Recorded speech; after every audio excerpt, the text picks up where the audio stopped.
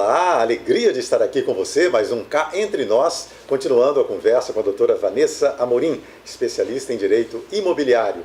Nós conversamos no programa anterior sobre muitas coisas relacionadas ao direito, à vida, ao comportamento, à nossa natureza humana. E bem-vinda novamente, Vanessa. Muito obrigada, é um prazer de novo estar aqui. Eu gostaria de começar fazendo uma analogia. Vamos lá. Na teosofia e todas as filosofias espiritualistas do mundo, das quais a teosofia é a base, fala-se principalmente de uma grande lei, aliás, de leis da natureza. A principal delas é a lei do karma, chamada também de lei da harmonia, ou lei da ação e da reação. Quer dizer, todo movimento, todo pensamento, toda emoção gera uma consequência, e a natureza precisa se reequilibrar. Sim. Tanto a natureza física, não é? Como a natureza humana. Exatamente. Qual a analogia que você faz, Vanessa, com o direito, com a advocacia? Eu creio que são dois aspectos que eles se assemelham muito. Porque no direito, a gente tem uma situação concreta que em um determinado momento ela foi rompida. Sim. Por alguma razão, né, ela foi rompida e gerou um dano a alguém, ou um dano emocional, ou um dano patrimonial, um dano físico, enfim, um dano. E naquele momento, quando a pessoa vai em busca de um processo ou de uma tentativa de conciliar, ela nada mais quer do que retomar a situação anterior ao conflito, que gerou aquele dano. Né? Então ela quer voltar ao status quo, como a gente chama no direito, antes do evento danoso. Olha, né? Sim. Então é difícil muitas vezes, né? Porque a gente não volta ao tempo. Claro. Né? A gente consegue até recompor quando é um patrimônio. Por exemplo, quando há uma perda patrimonial, né? Alguém veio, bateu no meu carro, não pagou e fez uma demanda, né? Eu consigo consertar o meu carro. Mas quando a gente está falando de emoções, Verdade. né? Quando a gente está falando de um pai que perdeu um filho num acidente de trânsito porque o motorista estava embriagado. Sim. Né? Como que a gente vai recompor isso? Por isso, é difícil falar em justiça, né? Porque para um pai, ainda que esse cidadão ele seja condenado e cumpra sua pena, né, dentro do que a lei determina, no momento que ele for solto, o pai vai se considerar injustiçado. Sim. Né? Então, esse conceito, alcançar a justiça, é tão difícil, é tão abstrato esse conceito, e no direito, realmente, há algumas questões que a gente consegue recompor, mas tem outras que não, que a gente consegue de alguma forma minimizar ou acentuar tanto o prejuízo financeiro, material, quanto o prejuízo emocional. Mas tem situações, como eu disse, que só nos cabe tentar amenizar, porque recuperar e voltar não é possível. Eu acho que a espiritualidade, independentemente da religião, deve ajudar muito nesse momento. Pois não? Desculpa te interromper, pode concluir. Não, porque nós estamos falando da lei do karma, né? Que é a lei da justiça universal, não a lei nossa lei. Isso, não a lei dos homens. Mas o que há embaixo é em cima, o que é no micro está no macro. Eu acho que o ideal do direito é ele se assemelhar ao arquétipo do direito, não é? O direito divino, o respeito, não é? Mas nós passamos também, eu vou precisar falar, da reencarnação. Não é a primeira vez, pelo menos, a teosofia estuda isso, que nós estamos aqui. Né? Esse corpo muda, mas o nosso espírito traz consigo lembranças de outras vidas, ou não. Mas o fato é que nós somos um resultado de vivências. Né? E nós estamos também numa família, então tem um karma familiar ali. Nós estamos numa cidade, é um karma coletivo. Estamos num país, é um karma nacional. Quer dizer, dentro dessa doutrina, digamos, da reencarnação, nada é por acaso. Né, Vanessa? E como é profundo isso, e muitas vezes difícil da gente entender. Aí entra um outro ponto também, muitíssimo delicado, mas que todos os grandes seres pregam, que se chama perdão. Que coisa extraordinária, hein, Vanessa? Que coisa divina, né? É divino, o perdão é divino, né? porque realmente, voltando nessa questão do karma ou da reencarnação, se a gente tirar um pouco essa visão, Sim, né, sim. da religião, né, e se nós trouxermos mais para uma visão científica, ainda que a gente não esteja falando de reencarnação para aqueles que não acreditam, que não tenham essa visão, se a gente trouxer para um lado científico, a gente vai perceber que nós somos uma herança genética de tudo aquilo que os nossos ancestrais foram. Então a gente carrega nos nossos genes, isso é científico, né?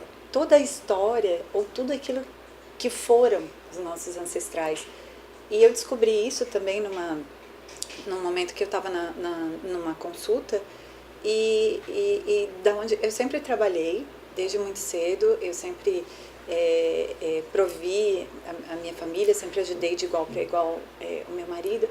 E uma vez eu comecei a pensar sobre isso, que é uma coisa que eu gosto muito de fazer, de trabalhar. Aí quando eu comecei a voltar lá atrás, as pessoas dizem, mas tu és uma mulher tão forte. Eu sou forte mesmo, eu brigo por aquilo que eu quero, eu luto pelo aquilo que eu acredito. E eu comecei a pensar para trás. E a minha tataravó, ela era indígena. Olha. E ela fugiu Sim. de um casamento arranjado. Sim, sim. As minhas duas avós, isso há 60 anos atrás, trabalhavam, as duas. Sim. Nunca foram dona de casa. E foi só aí que eu comecei a me dar consciência de que o que eu sou não é só o que eu sou. Né? É o resultado de toda a herança, de todas essas mulheres fortes que passaram pela minha família e que de alguma forma eu vim trazendo isso, né, no meu gene, pretendo passar pro meu filho. Então é uma coisa que eu costumo dizer muito assim, que independente de religião, se a gente começar a pensar, ainda que nas questões da vida como ciência, a gente também vai encontrar as respostas. Vai, exatamente. Né? Vai. Porque a teosofia é um estudo comparado de filosofias, religiões e ciência. Uhum. Filosofias, religiões e ciência. Uhum.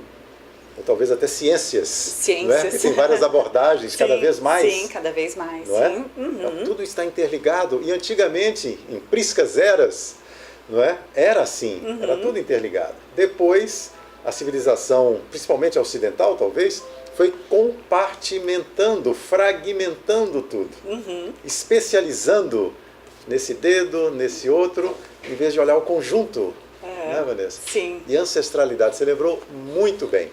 E a constelação familiar trata disso. Eu não conheço profundamente, já fiz algumas consultas na constelação, e ela ajuda muito, é uma técnica também terapêutica, né, que Sim. ajuda na conciliação, na responsabilidade, né? Como é, Silvio?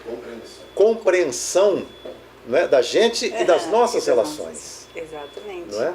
Então, a gente tem sempre que lembrar com muita gratidão dos nossos ancestrais. Às vezes eu penso assim, a nossa personalidade, este ego com E minúsculo aqui, ele muitas vezes quer se vangloriar de tudo que ele consegue. Sim. Nas derrotas, nós perdemos. Nas vitórias, eu ganhei. Mas exatamente esse raciocínio que você acabou de falar. Esta personalidade é resultado de muitas outras vivências que eu tive. Isso. Muitas, muitas, muitas e muitas. E dos meus familiares, né? Daqueles que inspiraram essa vida, que cultivaram uma vida, que lutaram para que eu estivesse aqui. Aí a nossa homenagem aos nossos pais também. Com certeza, os nossos pais também.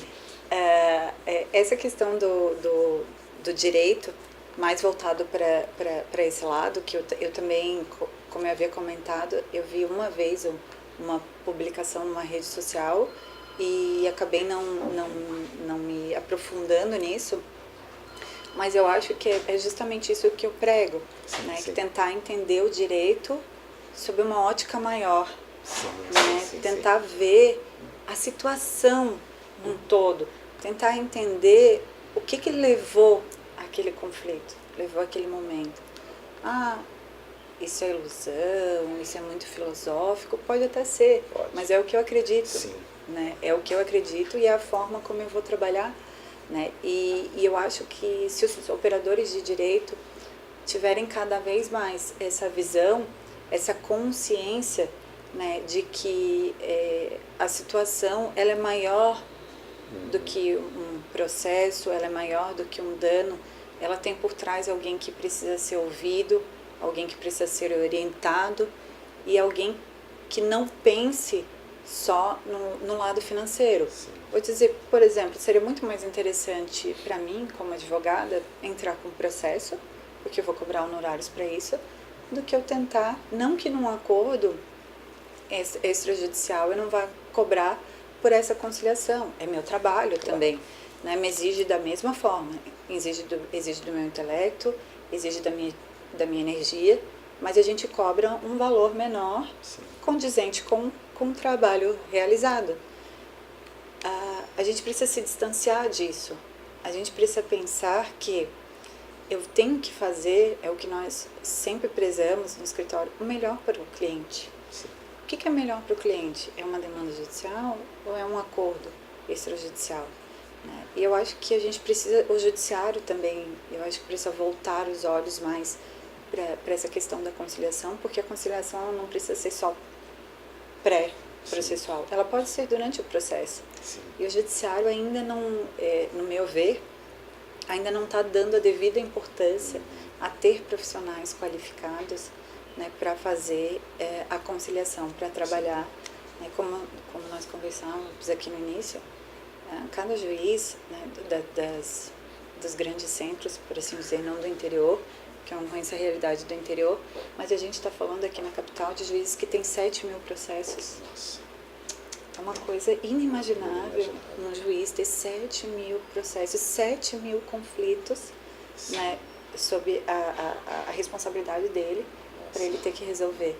Né? E nós somos um dos países no mundo que mais litiga, né? E a gente precisa realmente mudar essa cultura. Sim, porque o Brasil não é isso que ele trouxe para o mundo, não é isso? Exatamente, exatamente. Nós somos um país alegre, né? Nós somos um país de gente que trabalha, que se esforça, né? Que tem a sua vida, fraterno. Né? Então, por que não aproveitarmos essas nossas características para a gente tentar ser menos conflituoso em relação aos processos? Porque eu estava pensando que nessa busca dessa reharmonização não é tirar as responsabilidades, não. Absolutamente. Tem que ter consciência que você só pode mudar se você observar o fato, a realidade, tanto pessoal quanto geral. Sim. E o país, o nosso país, você está dando um dado aí incrível, né? Então nós precisamos tomar consciência disso para que a nossa alegria, a nossa fraternidade seja consciente. A gente entender onde nós erramos e onde precisamos consertar. Sabe que eu fiz em 2015, foi uma experiência que também me mudou muito enquanto pessoa. Eu fui estudar nos Estados Unidos, fui fazer uma imersão de inglês, fiquei na casa de uma amiga, foi uma viagem sem planejar, em cima da hora, comprei a passagem e cheguei lá, ela estava fazendo um curso sobre o quê?